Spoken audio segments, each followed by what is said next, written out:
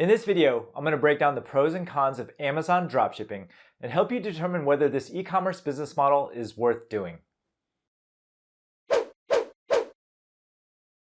If you enjoyed this video, don't forget to hit the subscribe button and be sure to hit the bell button to be notified when new videos come out. Now, having been in e-commerce since 2007, I've seen many popular e-commerce business models crash and burn. And through all the years that I've been doing this, one lesson always rings true. If it sounds too easy and too good to be true, then it probably won't last, and Amazon dropshipping falls into this category. Now, first off, I want to say that there is money to be made by dropshipping on Amazon, and it's probably one of the least expensive ways to get started selling online with practically zero upfront monetary risk. But before you jump the gun, I want you to ask yourself a few important questions. Would you rather launch a business that makes a couple bucks here and there in the short term, or would you rather build a branded business that can stand the test of time? Well, today I'm going to analyze the pros and cons of the Amazon dropshipping business model and provide you with an accurate picture so you can decide whether you want to give Amazon dropshipping a try. Now, what is Amazon dropshipping? Well, Amazon dropshipping is an e-commerce business model where you sell physical products on Amazon without having to deal with inventory, shipping, handling, or customer service. So basically, Amazon and your supplier handles all of the heavy lifting for you. When you make a sale on Amazon, you simply notify your dropshipper and they ship your products directly to the Amazon customer on your behalf. Now, you don't touch a single product in the process, there's almost zero upfront costs outside of signing up for an Amazon account, and you don't have to buy any inventory whatsoever until the item has been sold. Now, the low risk aspect of dropshipping on Amazon makes it an appealing business model because anyone can do it, and you don't have to be tech savvy to begin. Now, when evaluating the different e-commerce business models, Amazon dropshipping is probably the easiest way to start selling online. Now, is Amazon dropshipping legal? And the answer is yes. However, you have to follow their rules, otherwise you risk getting banned. And according to Amazon, dropshipping is allowed on their platform, but you must fulfill your goods from a legitimate wholesaler and not another retailer. Now, the following excerpt is actually taken verbatim from Amazon's website. Dropshipping, or allowing a third party to fill orders to customers on your behalf, is generally acceptable. If you intend to fulfill orders using a dropshipper, you must always be the seller of record for your products, identify yourself as the seller of your products on all packing slips, invoices, external packaging, and other info included or provided in connection, remove any packing slips, invoices, external packaging, or other information identifying a third-party dropshipper prior to shipping the order, and be responsible for accepting and processing customer returns of your products. All right, so with that definition in mind, here are examples of dropshipping that are not permitted. Purchasing products from another retailer and having that retailer ship directly to customers. If the shipment does not identify you as a seller of record or anyone other than you, then it's not permitted. You also cannot ship orders with packing slips, invoices, external packaging, or other information indicating a seller name or contact information other than your own. As a result, the following ways to dropship on Amazon are illegal. Dropshipping from AliExpress to Amazon. This is when you list a product on Amazon and AliExpress does the fulfillment. Dropshipping from eBay to Amazon is also illegal. This is when you list a product on Amazon and fulfill from eBay. In fact, the only legitimate way to run a reputable dropshipping business on Amazon is to use a distributor or wholesaler as your dropship supplier. Now, all shipments must be branded with you as the seller of record, and you must remove any trace of dropshipping providers in your packing materials. In addition, Amazon requires all dropship sellers to abide by their strict code of conduct. If you consistently violate any of the following rules, you are subject to a suspension. Your order defect rate must be less than 1%. Your cancellation rate must be less than 2.5%. And your late shipment rate must be less than 4%. Now, if your dropship supplier consistently ships products out late, then you risk getting your account banned. So how do you land your first dropshipping supplier? Well, if you're looking for legit dropship suppliers, consider using the following methods. You can contact the distributor directly. Every product sold online contains a UPC barcode, and by looking up the manufacturer directly and contacting the distributor, you can ask whether they have a dropshipping program in place. You can also attend wholesale trade shows. Everywhere in the world, there are wholesale trade shows catering to products in every category. And by attending a trade show, you can quickly and easily find dropship wholesalers all in one place. You can use a site like wholesalecentral.com to find trade shows in your area. You can also use a dropship directory. Directories like worldwide brands pre-vet legit wholesale distributors that offer dropshipping. Now, access to this directory comes at a one-time fee. Now here are a list of questions that you must ask your dropship supplier before you get started. Are there any dropship fees? Dropshipping margins are very low and typically fall into the 10 to 30% range. Now, on top of low margins, most dropship suppliers will also charge a per order dropship fee. Now, this dropshipping fee can range anywhere from a couple bucks or more depending on your product. In addition, you will have to pay the shipping and handling costs for the supplier to ship out your product to the end customer. Now, some dropshippers may pad their shipping fees to make additional margin on the transaction. So make sure you run the numbers to ensure that you can still make a profit after all dropshipping fees. Are there any deposits or upfront payments required? Some dropship suppliers will ask for a deposit towards future product orders upfront. But over time, as trust is established, you can often negotiate payment terms and have this deposit removed. But regardless, make sure you ask your supplier how they want to get paid. Some require an invoice for every order, while others allow you to create one mass payment invoice at the end of the day. Ask for a sample invoice so you can find out if there are any hidden or unexpected costs. Do your homework. You also want to ask, do you sell on Amazon? Because some dropship suppliers are already selling their products on Amazon, which puts your dropshipping business at a major disadvantage. Because your supplier has better pricing than you do, it's going to be difficult, if not impossible, to compete directly with your supplier. You also want to ask what your return policy is. Returns are a reality with any e-commerce business, and you need to know how to get your money back for any returned orders.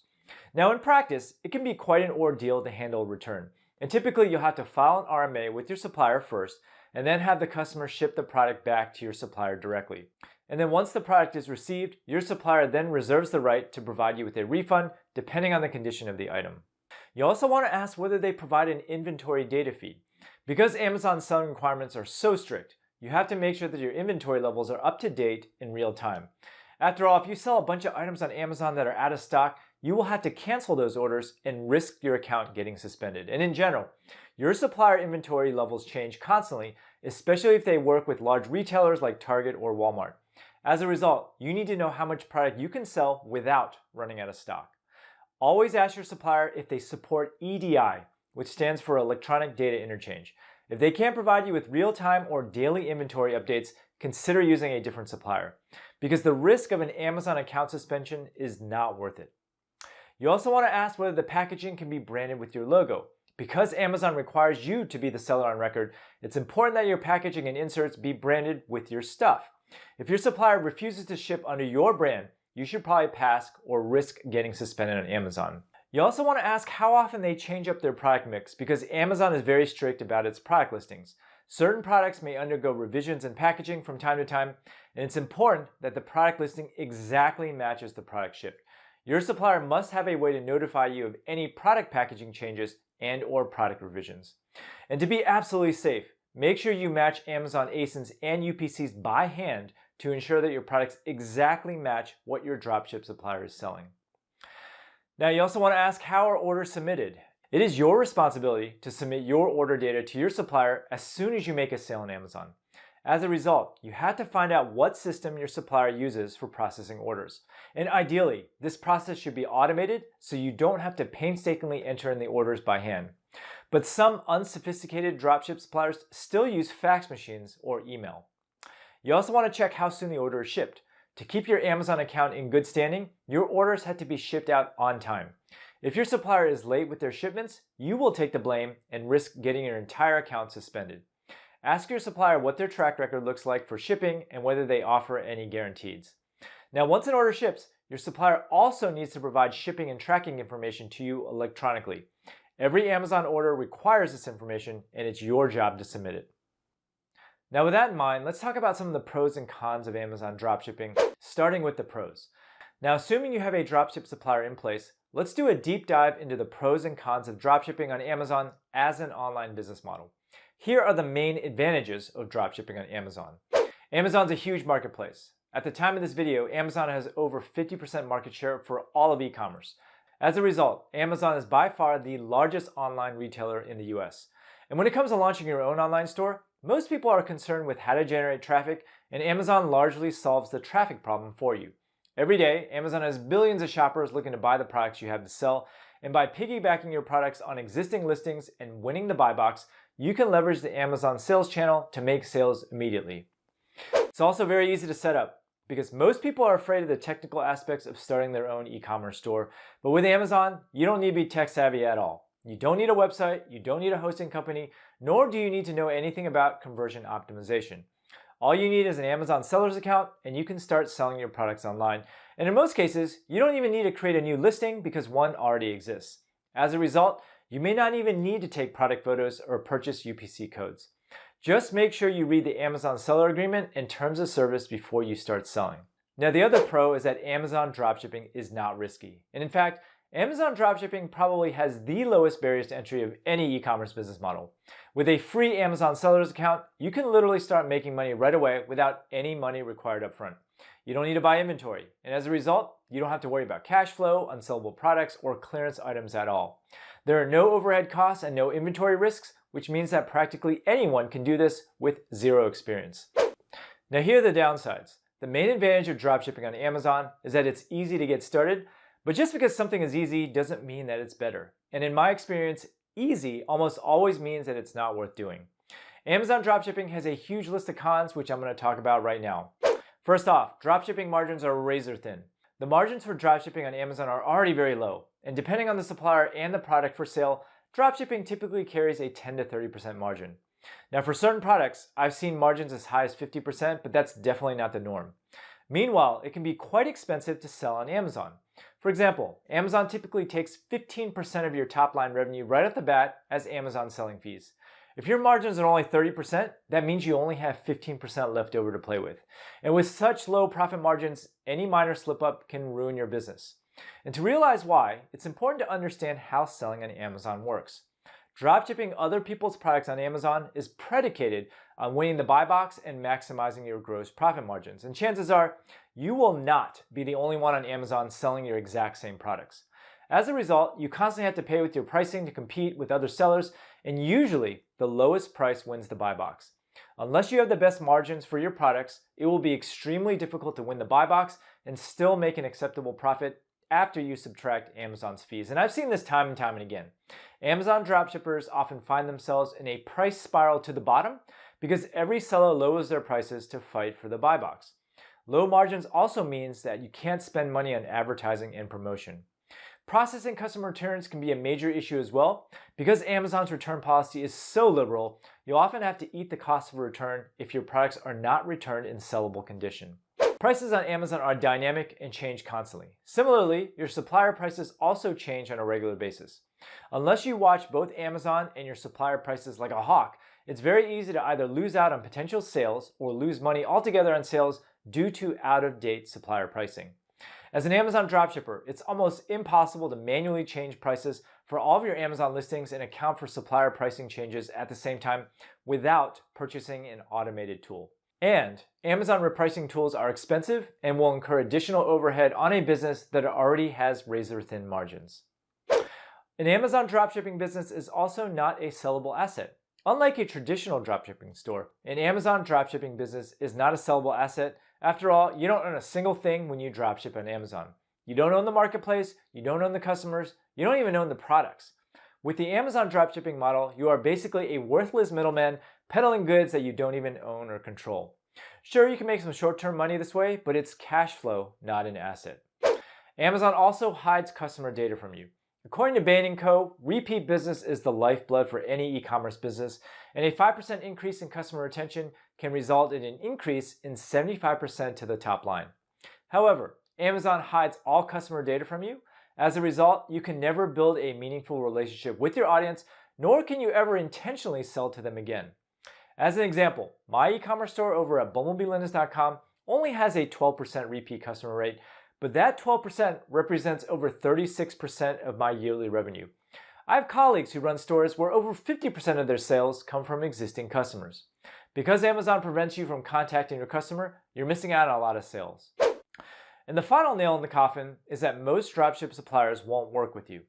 When interviewing wholesale suppliers, a common question they'll ask you is whether you have a real physical storefront or an online store.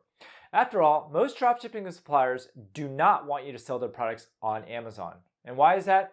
It's because suppliers don't want a bunch of different companies creating a price war on Amazon. Typically, a supplier will either sell on Amazon themselves or pick a few key businesses to be Amazon sellers on their behalf. Now, selling wholesale is much less risky and lower maintenance than being a dropshipper, which makes working with Amazon dropshipping businesses less desirable from a third-party supplier standpoint. Amazon businesses are also very fragile because they can ban you at any time. Remember all the stringent requirements that Amazon imposes on their sellers mentioned earlier? In order for any Amazon dropshipping business to be successful, your suppliers must be top-notch. They got to ship out all orders on time, they must electronically provide inventory counts, they must electronically provide product detail changes. Basically, you are heavily dependent on your dropshipping supplier, and it's very easy for a screw-up outside of your control to take down your entire business. For example, if you accidentally forget to shut down your listing due to a stockout and you generate a bunch of sales you can't fulfill, your Amazon seller account will probably get banned. If your supplier accidentally ships a bunch of items that don't exactly match your Amazon product listing, you'll probably get a bunch of complaints and get banned. If your supplier screws up and ships out a bunch of orders late, you will probably get banned. But don't take my word for it. My friend John Rampton used to run a 7-figure Amazon dropshipping business until he got banned from Amazon and lost everything overnight. Here's a podcast interview I conducted with him if you want to hear it firsthand. Now, is Amazon dropshipping profitable? Now, while Amazon dropshipping is an easy business model to start, it's actually difficult to master if you want to make significant money online. Because your margins are so low, you can only make significant profit at scale. Bottom line, you need to sell a bunch of different products, drive down your costs, and make sure that your Amazon listings are dynamically price optimized. Meanwhile, you have to make sure that your inventory counts and product descriptions are always accurate to prevent your account from getting banned. As a result, you can't do any of this by hand, and you have to rely on software to manage your operations. And here's what you need to automate just as a taste in order to even have a chance of making a profit. You have to automate purchase order creation, repricing, inventory listing management, product data syncing, and order tracking. Basically, every area of your Amazon dropshipping business needs to talk to each other. And Amazon dropshipping success is a low margin volume game with very high risks. You can make money with this business model only if you scale, and any mistake can mean losing your entire business overnight. My friend John Rampton learned this the hard way. Will you? Hope you enjoyed this video. Now, if you like what you saw, there's actually a lot more where that came from if you subscribe to my channel below. And if you are interested in learning how to sell physical products online, then click over here and take my free 6-day mini course where I'll walk you through everything that you need to know to get started in e-commerce. Thanks for watching.